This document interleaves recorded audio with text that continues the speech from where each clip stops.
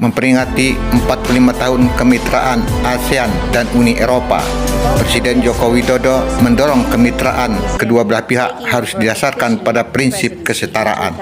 Bapak Presiden baru saja selesai mengikuti rangkaian KTT peringatan 45 tahun kemitraan ASEAN dan Uni Eropa yang diselenggarakan di Brussel hari ini 14 Desember. KTT dihadiri oleh pemimpin ASEAN dan juga pemimpin Uni Eropa. Sebagai ketua ASEAN tahun depan, Indonesia, Bapak Presiden merupakan satu dari 6 pemimpin yang diberi kesempatan untuk berbicara pada acara pembukaan kemitraan ASEAN dan Uni Eropa. Banyak tantangan yang sudah kita lalui bersama. Kemitraan ini juga telah membuahkan hasil yang baik. Namun demikian, saya harus mengatakan bahwa kemitraan kita tidak semuanya baik-baik saja. Banyak perbedaan yang harus kita selesaikan. Oleh sebab itu, jika ingin kita membangun sebuah kemitraan yang lebih baik, maka kemitraan harus didasarkan pada kesetaraan.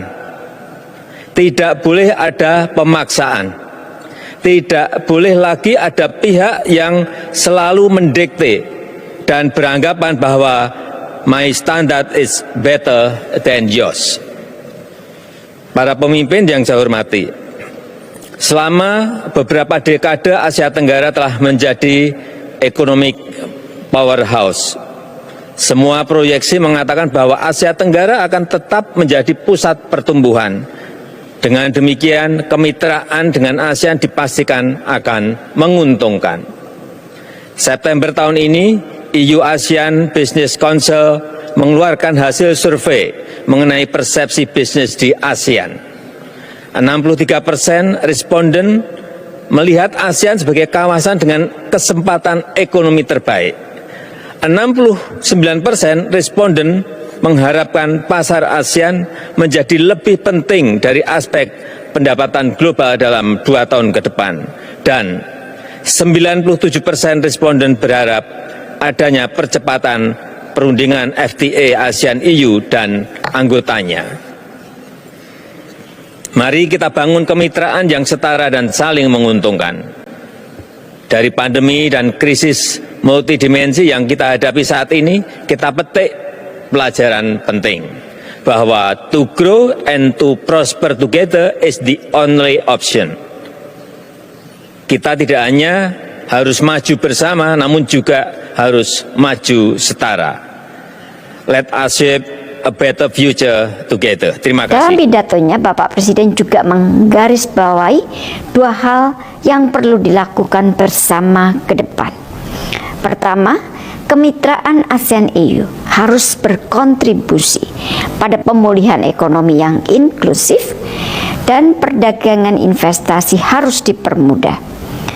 Bapak Presiden menyampaikan keprihatinan atas proposal regulasi deforestasi Uni Eropa yang menghambat perdagangan.